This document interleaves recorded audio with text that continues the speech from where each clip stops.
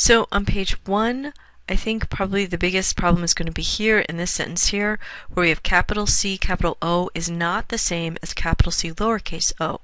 And to clarify this, I'm going to add this sentence here.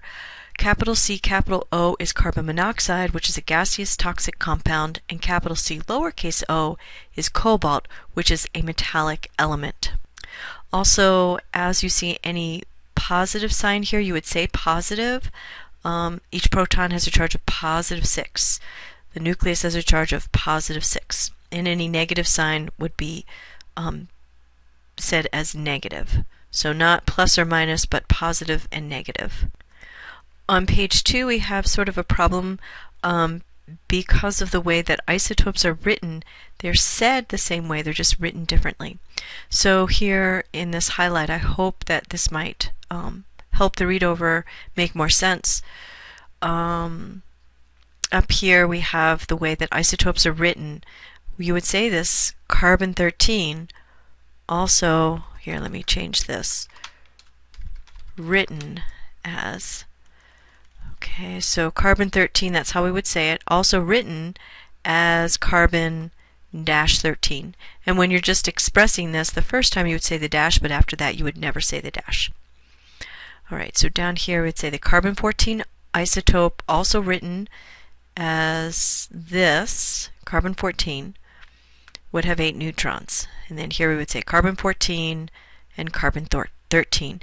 And then down here this graphic, to explain this graphic, would say that these are the 3 isotopes of carbon. Carbon 12 makes up 98.9% of all carbon. Carbon 13 makes up 1.1% of all carbon, and carbon 14 is less than 1%. And also I would point out that they all have the same number of protons, just different number of neutrons. And down here we have this negative charge here. So electrons have a charge of -1 is the way you would say that. Now here on page 3, I also added some things to hopefully make this clearer. So in this paragraph here, we have some chemical formulas. So I would just say Fe3 plus or Cu2 plus. We haven't gone over names yet, so we can just spell out these symbols.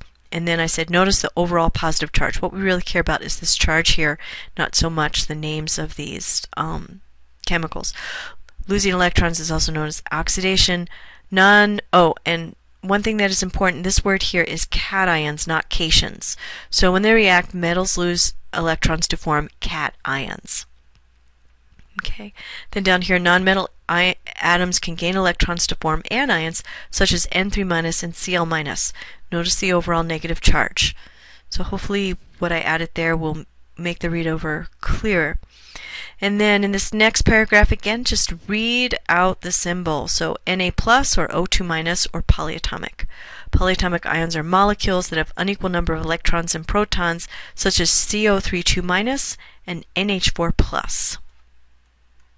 Down here on page 4, I would just read this out. Na plus has a charge of +1 and 11 protons. Now right here, I would say 11 is the atomic number of Na, and I should probably say, or sodium. Whenever a chemist would see Na, they would always say sodium. They would never say Na. But since we're introducing this, I think it's probably okay if we say Na. And then down here further in the paragraph, likewise, S2- has 16 protons. 16 is the atomic number of S, or sulfur. Okay, so down here we would read this as phosphorus 31. And I don't know if I said this, but we are on page 4 now. And in this table, the way we would name this right here, copper 63 isotope with a +2 charge, aluminum 27 isotope with a +3 charge, tellurium 128 isotope with a -2 charge.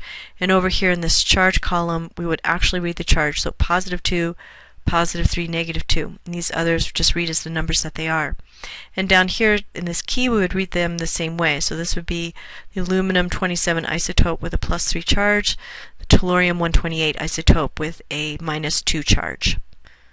Now I missed this somehow, but earlier in this module I define what AMU is. It's atomic mass unit. Anytime you see AMU, you can just say AMU. You could also say atomic mass unit, but it's just easier to say AMU. So down here, copper 63 is 69.15% of all copper, and copper 65 is 30.85% of copper. Each isotope has a specific mass. Copper 63 is close to 63 AMU, and copper 65 is close to 65 AMU. And then down here, when we're dealing with these numbers that have a lot of digits after the decimal point, I'm just going to read these numbers. So the mass of copper 63 isotope is 62.929597 AMU. And that of copper 65, 64.927789 AMU. So as we're looking at these numbers, just read the digits that come afterwards. Down here, this asterisk just means multiply, so 0.6915 multiplied by 62.929597 AMU equals 53.5158163255 AMU. And the same thing here, just read out these numbers, that asterisk means multiply. Okay, let's see. And then in my original, I don't have AMU here. I need these units in here because I have the units in the answer, and units are really important. So you would just read this 12.0000000 AMU, 13.003355 AMU, and then down here, when these two are next to one another, it means they're being multiplied. So you would say this 12.00000 AMU multiplied by 0.9890 plus the product, or the product means the answer to a multiplication problem, the product of 13.003355 AMU multiplied by 0.0110. So when the two parentheses are next to one another, it means they're being multiplied. And the same thing down here. These two would be multiplied and then they're added. And these answers are actually incorrect significant figures. Now, a change I made on page 7, as long as it's going to be okay with Beth, is, you know, one of the problems of reading this is a chemist would read the symbol and know it was lithium. So I think since this is an introductory chemistry course, we can say Li and then in parentheses or lithium, Na, and actually I would say capital L lowercase I or lithium, capital N lowercase a or sodium, capital K or potassium, capital R lowercase b or rubidium, capital C or lowercase s or cesium, etc. Just to make clear the importance of these lowercase versus uppercase letters for these symbols. And on page 8, I've added this addition after these formulas. Again, a chemist would look at this symbol and just read bromine. But I think what you should do is just say Br2, I2, N2, Cl2, H2, O2, F2, or bromine, which is the Br2, iodine, nitrogen, chlorine, hydrogen, oxygen, and fluorine. So those will be the names. And then sulfur exists as S8 and phosphorus as P4. Now on page 9, we're not really going over the names yet. We'll go over that a little bit later. So here we're just going to read out the symbol. So alkali metals always have a +1 charge, such as capital Na plus, and alkaline earth metals always have a plus charge, such as capital Ca +2. Aluminum always has a +3 charge, capital A lowercase l +3. Zinc always has a +2 charge, capital Z lowercase n +2, and silver always has a +1 charge, Ag +1. And again, this term is cation. Right, here I just say Cu+, Cu +2. Maybe at this point we don't have to say that it's capital and lowercase. I think that it is important to address that at some point, but it may be too cumbersome to continue to do that as we go through. And then down here we're getting to the names. So Cu+ is copper 1 and Cu2 is copper 2. In parentheses, these are Roman numerals, and we just read them as the number that they are. I don't say Roman numeral, although that might be helpful. I would just say, yeah, I'd just say copper 1, and I'd just say copper 2.